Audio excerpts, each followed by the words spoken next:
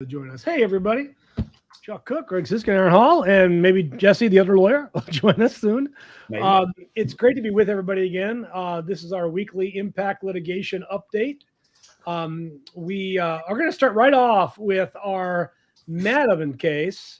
And am I saying that right, Greg? Madhaven?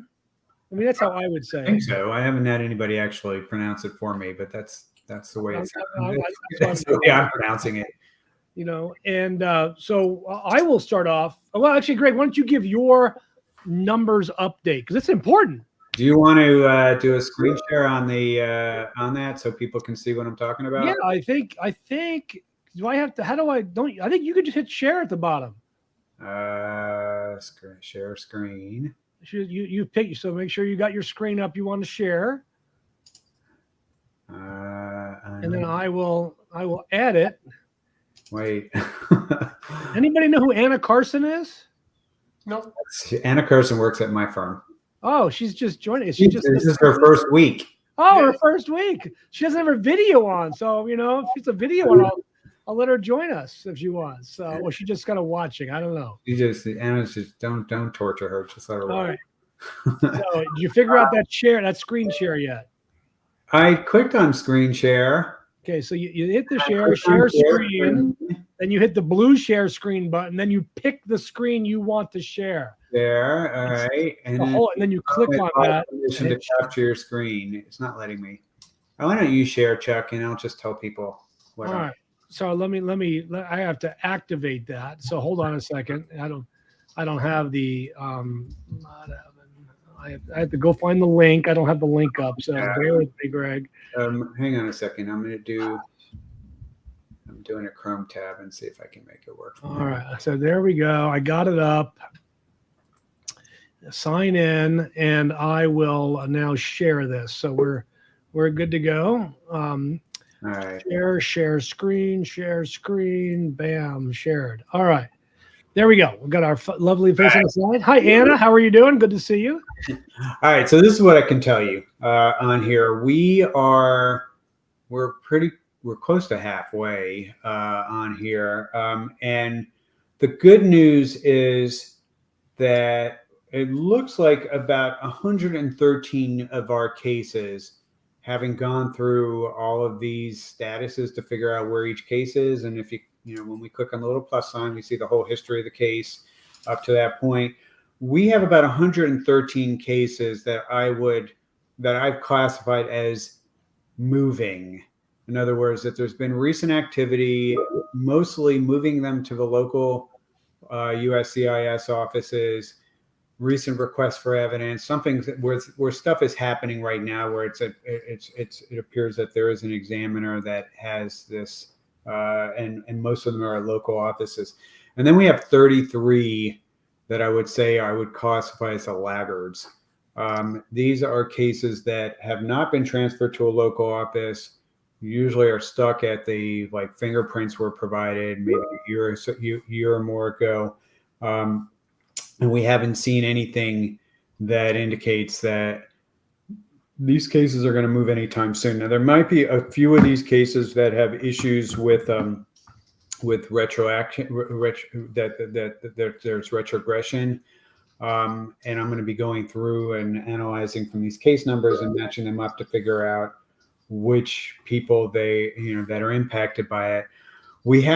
It shows 4 denials. I can tell you that 2 of the denials are not real denials. They are people who had other adjustment applications that were pending that got approved, and then their secondary adjustment applications were denied, and they were being tracked in the case as well. So the 2 new denials since last week were not anything that should cause concern on there.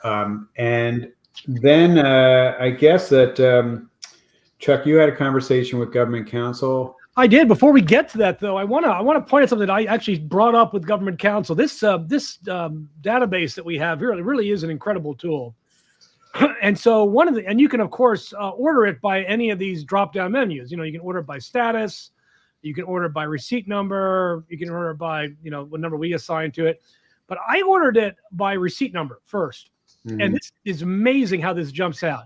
So this is the numerical order of the receipts from Nebraska, as an example. So the oldest receipt, so the case pending the longest is, of course, the lowest receipt here. You got the case 50581. All right. And these two cases are obviously separate, but they may be companion cases because the numbers are probably not. But look at this. The third case down, which was filed after these cases. So we know this case was received October 2nd. October 2nd. I mean, these people were like literally on top of everything. And October 1, it went out the door. The next case number was filed 11/2. So a month later. It's about six. What would you say here? About 100 people. Not a lot of difference between 581 and 6018. Could be spouses, but they've got a case received date a month later, which of course makes no sense, because if the numbers are literally, what is that, 30 cases apart? Right, it should be like a day weird going on there. But let's look at the next one. This fellow's case was received 12/31, and they're approved.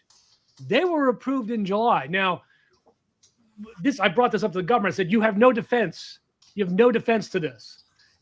And she acknowledged that it's as a government want to do, it's a difficult matter. Difficult matter. But what's powerful about this is that we now have, because of how this works, we can go on in this lawsuit, for example, and say, look, Judge, there is no way they're following the rule of reason. No way that they are doing the work in the order they said they would do it. You need to order them to get these done. All right. So we know it's unfair. Now, my conversation with the government counsel was she had shared this with the government. They're working through the cases. Greg, I think you noted it was 33 cases that appear to be frozen at a service center. Right. Right. So we're going to be in the process of pulling those out specifically and going to the government on it. Now, the other cases are all, Greg, they're at local offices. Yes. You can tell. Yes. And almost all of them have had basically June and July and August activity in those offices. There were some cases that were transferred in the spring that I put into the classification of moving, even though we haven't really seen a lot of activity in the last 5 or 6 months on them.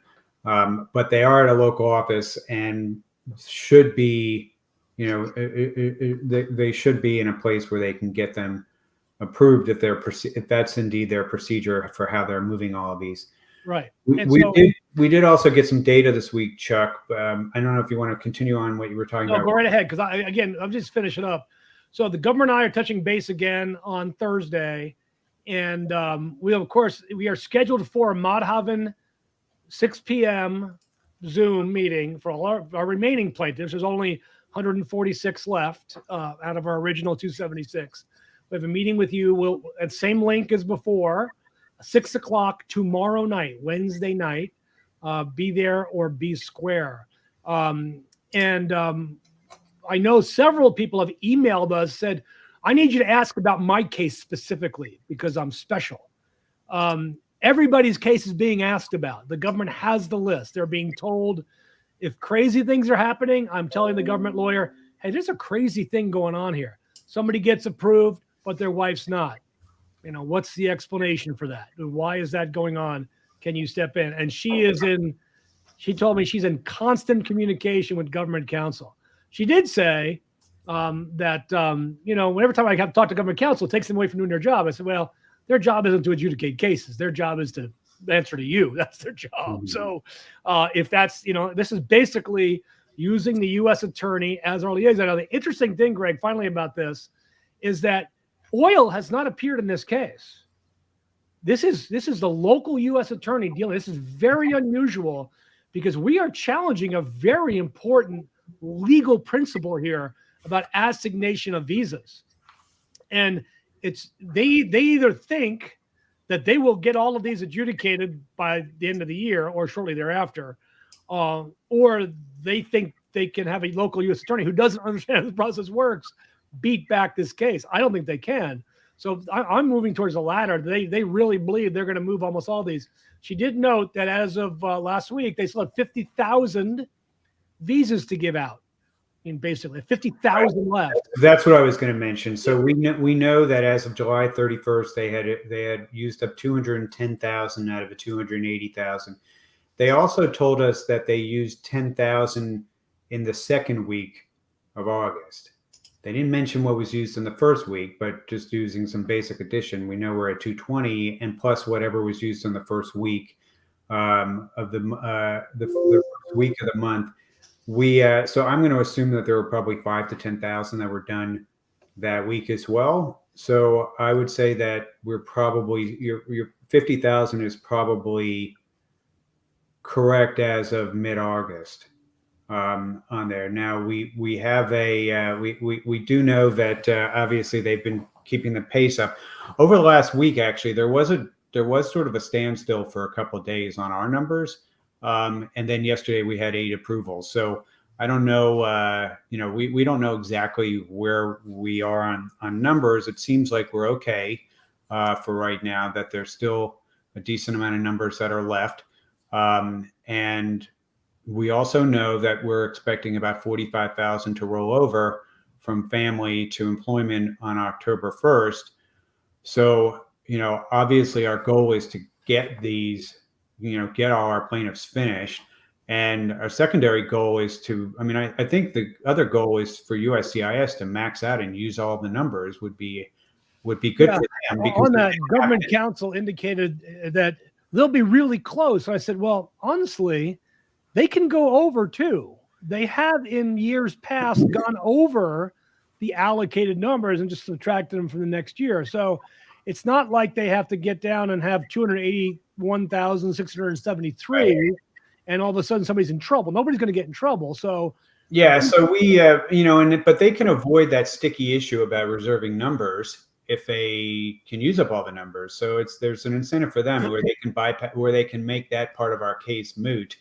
By just not having any numbers left to reserve, and that's great. That we don't care if it gets moot. We want it to be moot. We want them to come to us on September 15th and say, "We used all the numbers."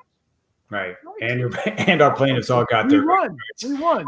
Then, all right. Then now we have the straight mandamus for probably at that point, it's clearly 20, 30, 40 people at the most. Right. And now we've got all this great evidence that they took people out of order. Right. And I mean, not just like, oh, they filed like a week before. They were filed months before. Yeah.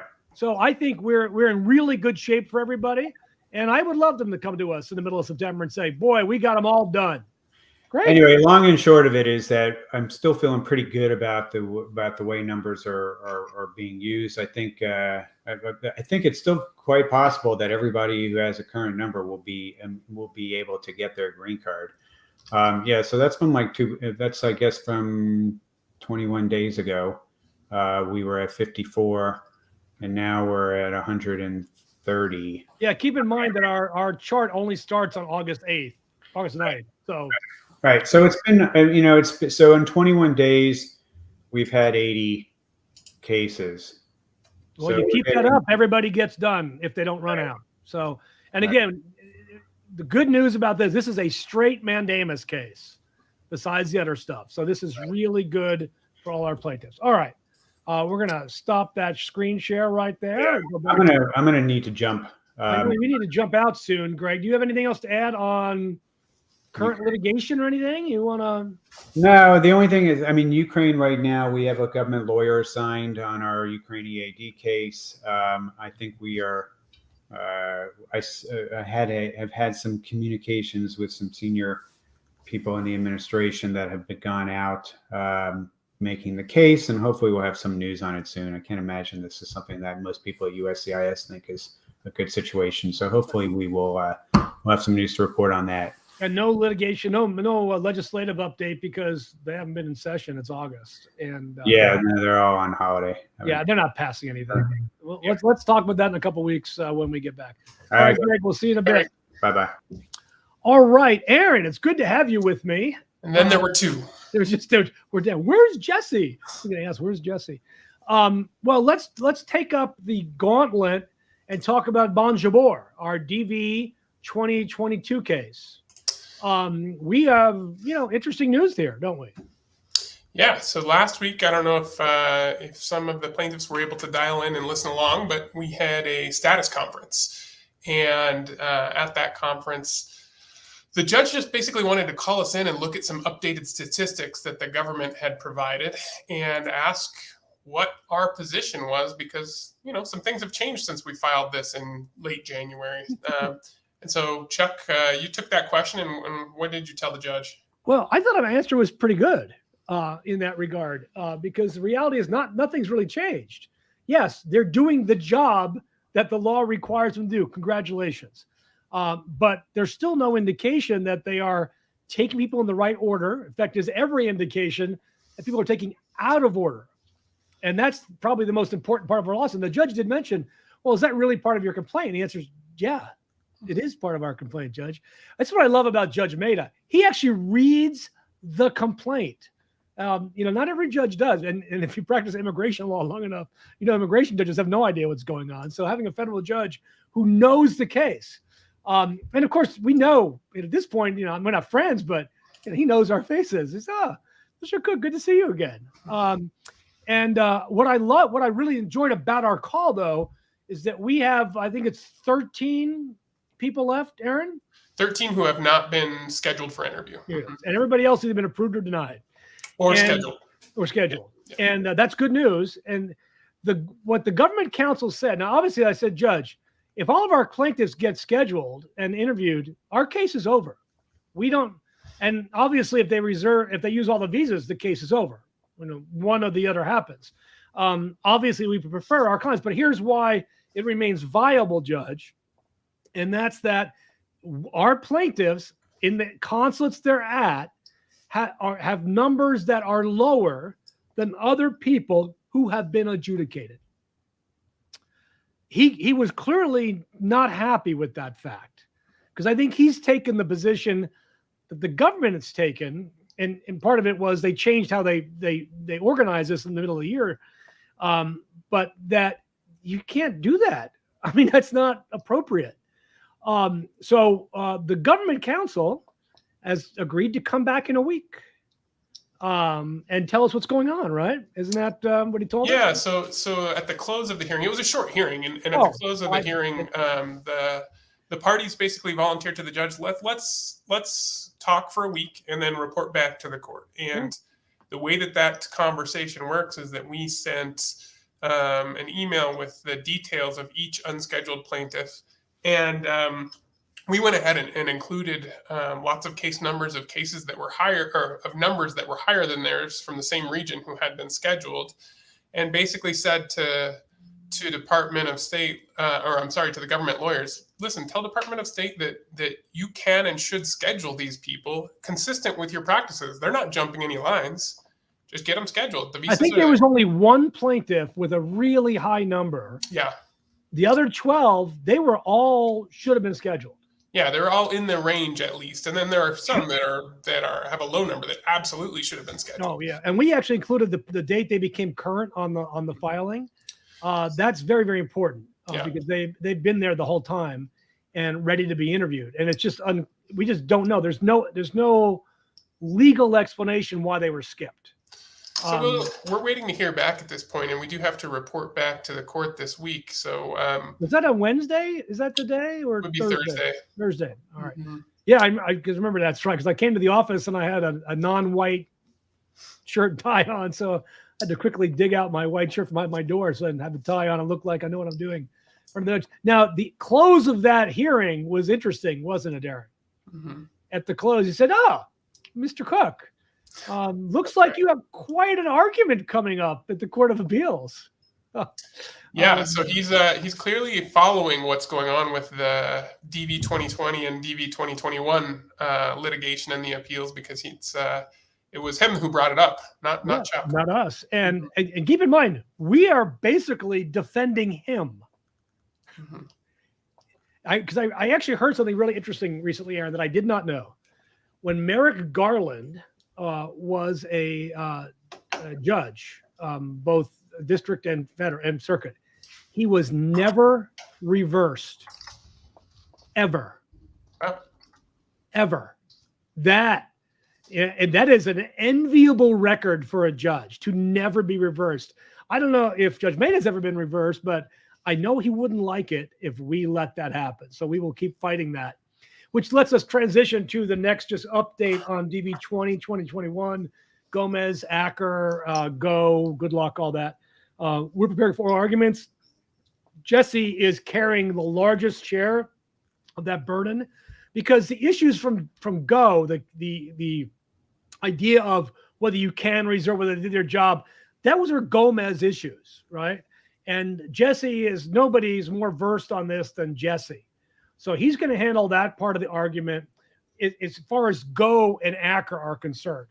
On the remaining issue in Acker is our cross appeal, which is we love Judge Maida. He made a great decision, but he doesn't know math. And he made a calculated error, not intentional, but he misunderstood things. And so I have the math argument. Now, and I have 5 minutes for that because I don't, it's a math argument. We don't want to spend an hour talking about math, right? There are others arguing. Rafa's arguing his cases. I think they have 15 minutes. The government counsel's got like an hour to defend all these different things. And they have different lawyers that are doing it. It starts at 9 a.m., 9:30, 9 a.m. on Friday, September 16th. We anticipate that it will be audio availability.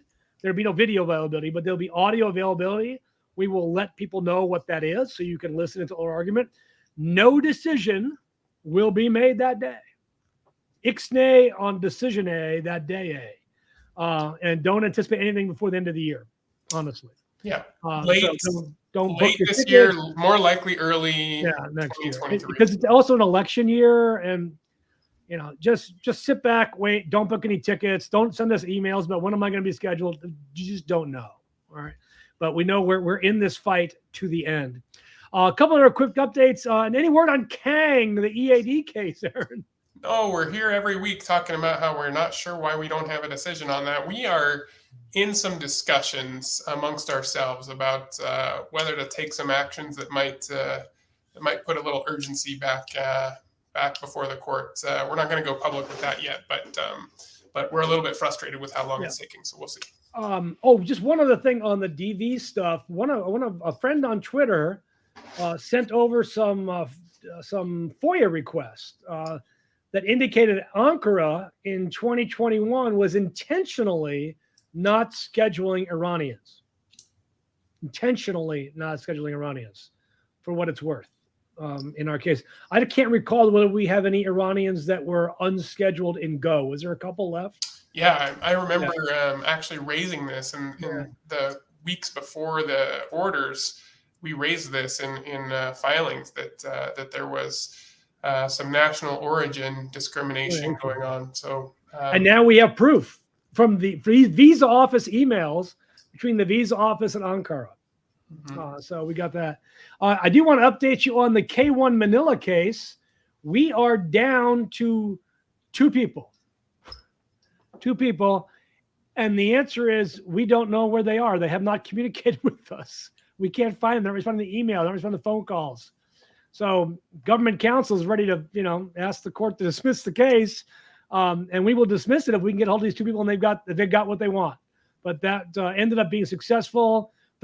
Some people had their spouses come to the United States, got married here, got rid of the fiance, just got the green card here. Others, very few separated. Others got their visas. It was a slow, painful process, but it did pan out in the end for virtually everybody. We're very, very happy about that. I don't think there's anything else we want to talk about here. So let's take some questions. Joe is always first. Maybe hot rumors. Nothing. We have 3 Trump judges. Well, no, we have 1 Trump judge, 1 Bush judge, and 1 Obama judge. So we got 1 great judge, and I think it's the Bush judge is going to be the swayer here. So we'll see. I don't know. This is basically a pure legal issue. Does the Department of State have the authority to break the law? And honestly, I like having a Trump judge Because if he's like the term judge on the Supreme Court, the statute is what the statute is.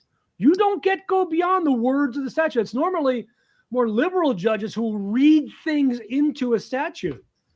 Statute 212F, it's clear. You can't go beyond that unless you break your vow of celibacy in regards to plain language. I don't know. There you go. Trey Yates, here, go. Please connect evidence from DV2022 to prove that we have a standing as this year it worked. And I don't know, Trey, what you're talking about. Prove that we have standing. I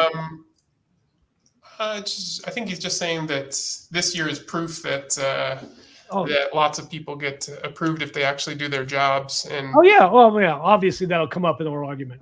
Obviously, will a PI be heard by? This has got to be the PI in Madhavan by the same judge as the main EB case. PIs are always heard by the assigned judge. So, Sai Prasad. When exactly are PI main case hearing dates for EB? There is no date. We do believe it'll probably be around, let's see, the government gets their response on the 8th, right? No, sorry. The government in Madhavan has to respond by the 5th, which is a holiday, so the 6th. 6th. And then we have to reply by the 9th. And then as soon as our reply is in, or no matter what happens on the 9th, the case is ripe for decision. And the judge can schedule a hearing if they want to, but they're not required to. Yeah, they could just make a decision on the case at that point. Nobody's fearful that the numbers are exhausted. I mean, that's good news that those are exhausted, because 2 weeks later, 180,000 more numbers become available, and you have a mandamus case pending. And you have been, your people on the other side taken out of order. And we have proof of that. So I'm not worried about the quota being exhausted, because that has really no effect on the PI. The PI really is about being taken out of order and not properly adjudicating the cases. So don't worry about that. We got that handled. Can we use this argument on September 16th for a government specified updates? No, we cannot. Sorry. It makes a lot of sense, but no, it's not in the. No, it's not part of the case. No. And they did it right, so they can do these cases. Excess visas not needed by RW. We have a backlog strictly based on priority date. If USCIS moves priority, not available. Well, first of all, we know that there will be extra numbers available. I don't foresee a retrogression of priority dates in the first quarter, because they're going to have an additional 15,000 EB visas.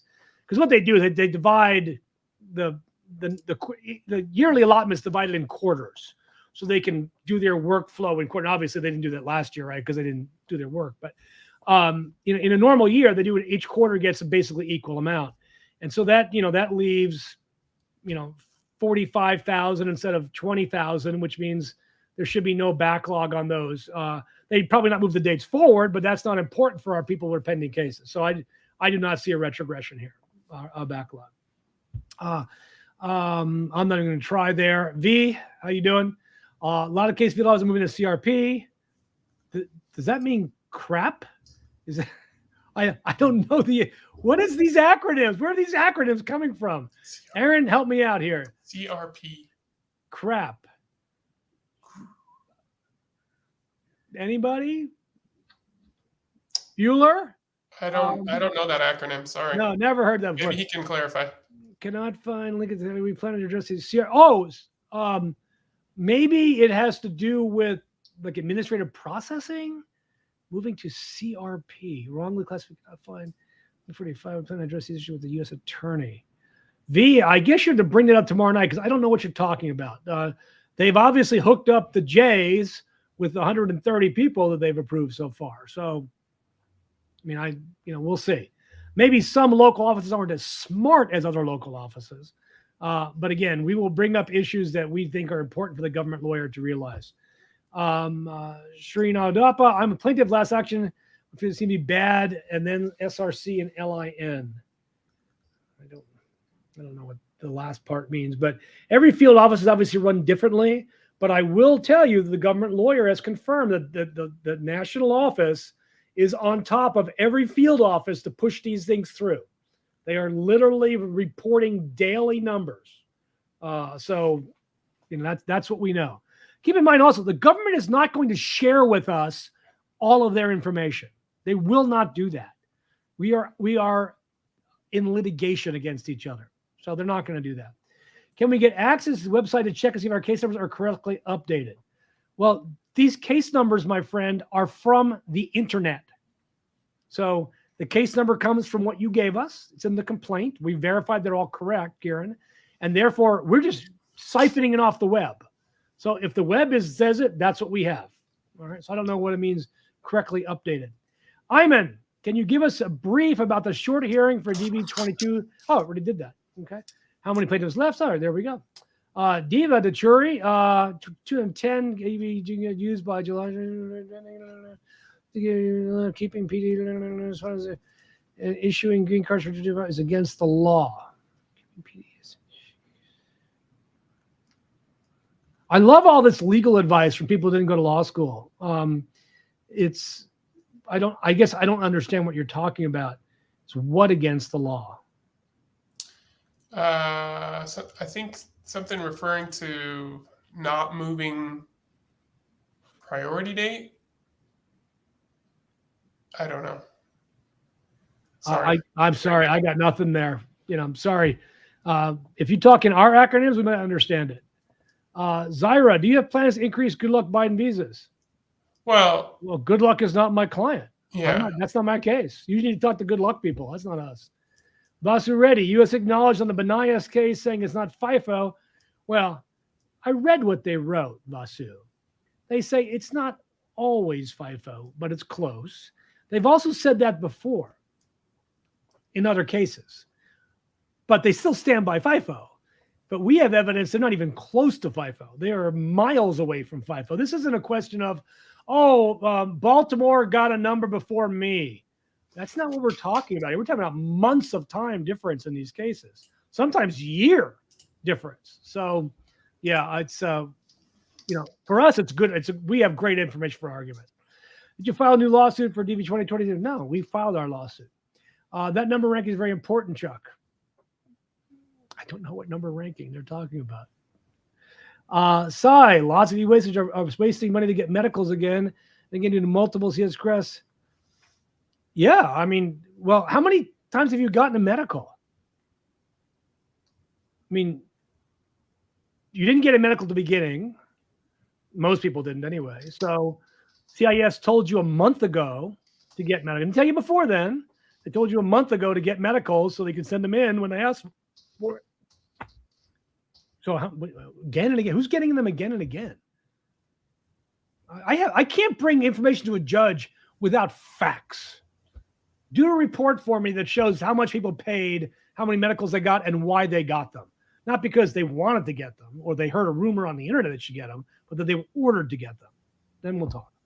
Hassan, Mr. Trusgarner, can judges and appeals court have to give us what decisions? Sure. They're judges. They can do anything they want. They can deny the case if they want to. They can do anything. New card just produced this morning. Woo, Moses! Moses. That's awesome. Congratulations.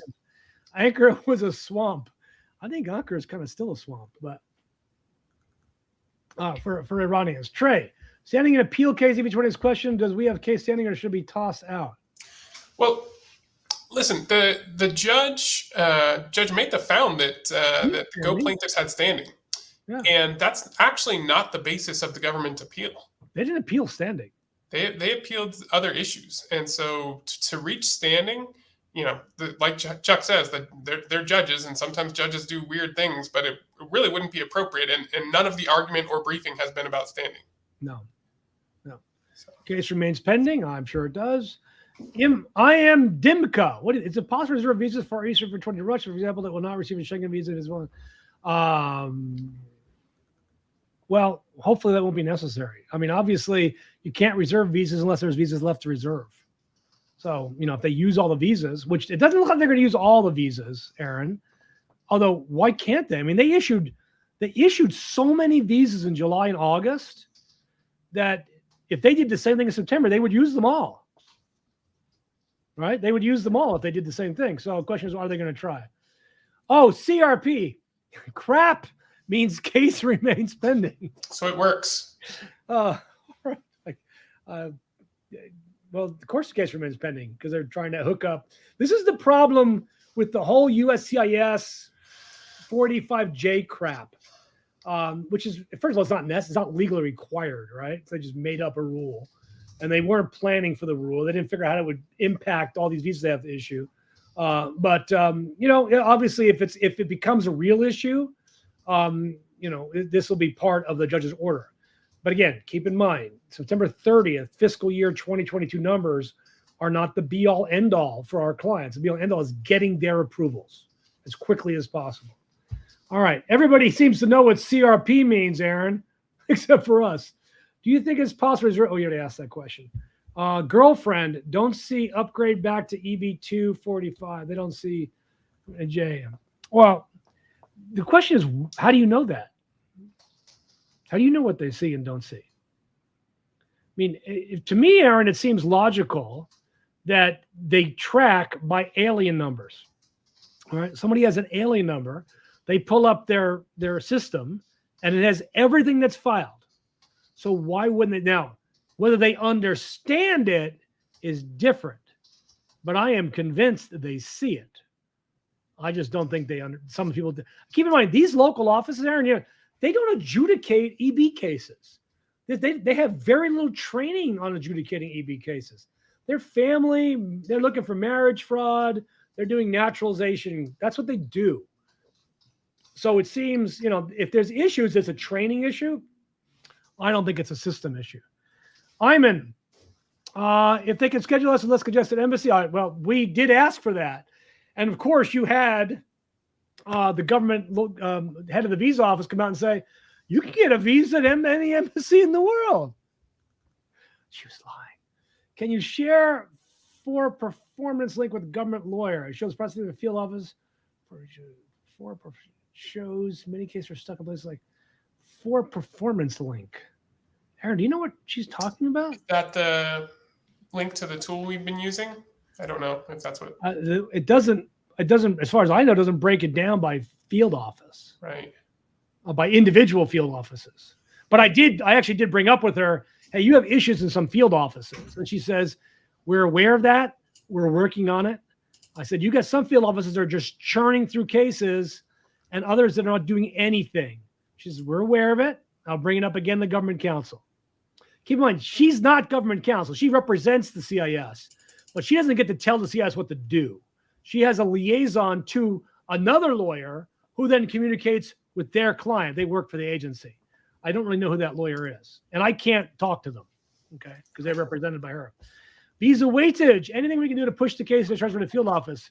Well, first of all, your lawyer, your individual lawyer can call. We can't call the field office and say what's going on because we don't have a G28 in your case. You have a lawyer who does. And your lawyer can reach out to local, because every office has local liaisons. Well, Atlanta doesn't, but does Denver have a local ALA liaison? Mm-hmm. Yeah. So most offices have a local liaison. So your lawyer can call them, say, hey, can you ask about this case? What's going on? And push that way. I mean, that's over and above the litigation part of the case. Yana, for Go plaintiff's family situation change and their kid, because I'm going to, no, they don't. You don't need to tell us anything. Congratulations, by the way, but no. By the way, alien word is banned. Did I say the word alien? I hope not.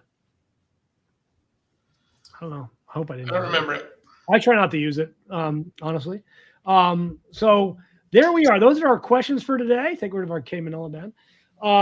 Aaron, we will be live tomorrow night for Madhavan. A lot of Madhavan folks online here today. And we will be answering your questions. We'll have a 6 to 7 appointment. We will basically, we won't have any new news by then. I forgot one thing, Aaron. The Jain EB-5 litigation. This is the EB-5 526 litigation. Government, we have asked the court for discovery, information to help us prove our case about the government intentionally doing things that cause these delays. The government finally responded. And Aaron, I went to bed like at 11, hadn't responded, and I realized government counsel's in California. The case is in California. So she responded at 2 a.m. Her filing, 11 p.m., 2 a.m. my time, 11 p.m. her time. And basically just rehashed all the arguments they had before. They really didn't. They basically said, oh, government counsel says this. And then she lied. We're going to reply to this. She lied and said, you didn't cite any local authority. Yeah, we cited a lot of local authority from the Ninth Circuit to follow. Yeah, I mean, we'll see what the judge does, but I'm in reading the two side by side, I feel there's a very strong case for some discovery. Yeah, I mean, the judge didn't really give us leeway to file a reply.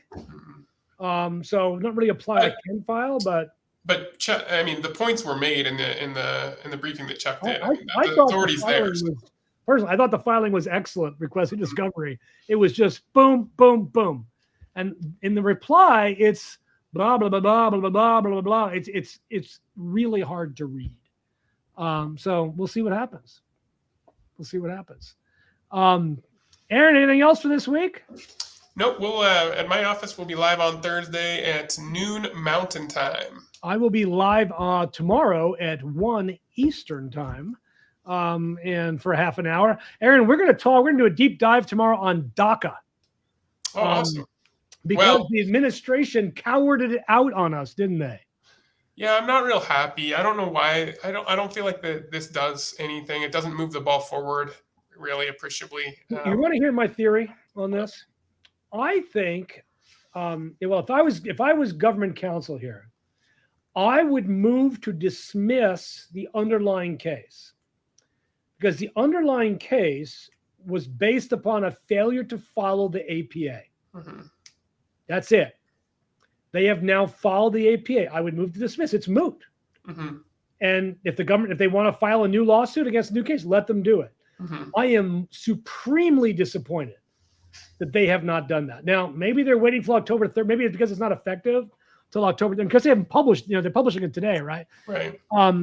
But the idea that you went through all this rigmarole and you're not aggressively litigating the issue is beyond me. Also, you're not moving dates. I mean, I didn't expect the Biden administration. Who's in charge of immigration? Susan Rice. They're not going to pick that fight. They're not going to do it. They don't have the huevos to do that. They don't. They do not want to go out on a limb a month, 2 months before a national election and be accused of amnesty. They're not going to do it. DACA's supported by like 90% of the population. Of course it is. But Susan Rice is Rahm Emanuel reincarnate. Yeah. She doesn't like immigrants. She doesn't care. And she's in charge of this issue. Regardless of who else is in the White House, Susan Rice is in charge. And this is going nowhere. I was wildly disappointed as well. It's an act of a coward is what it is. Part of it. So there you go. That's just my 2 cents. So we're going to deep dive on that tomorrow. We have a lot of DACA folks that tune in, and I'll probably do it in Spanish and do my Spanglish. Do you do them in English or Spanish, Aaron? We do English, but we should do some Spanish ones. A little Spanglish, get it going in there. Híjole. Yeah. All right. We'll see you tomorrow, my friend. Have a great day. Bye. Bye-bye.